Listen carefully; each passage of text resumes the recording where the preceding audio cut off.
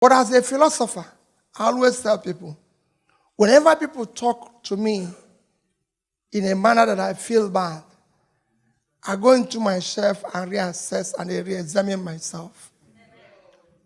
Unexamined life is not worth living.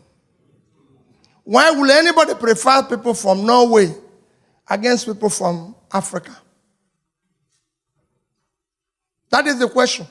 Because he said, why don't we have people from Norway than Africa? They asked me that in Yale. And I asked them, I said, it's very simple. Norway has 1 trillion sovereign wealth fund, and their per capita is $70,000. And that of Africa is 2,000.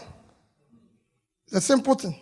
The question I ask myself, and you see our country today, the way it is and everything, everybody is saying how we're going to change it. Let's ask ourselves, how did we get here? That is the question. How did we arrive at this junction where we're now being talked about in this manner? We now have agitations. Boko Haram, herdsmen, all sorts of agitations from everywhere, whether it's in the east, in the west, everywhere. And I can tell you it's going to worsen. This is what you have when you have, it is cumulative effect of leadership failure over the years. And it's not going to stop because you have millions of your people. I was just talking to somebody this morning, and I said, listen, people are protesting in Iran. They're not protesting in Nigeria. But people don't know that the protests will come. If Iranians can protest, Iran has a GDP of 400 billion.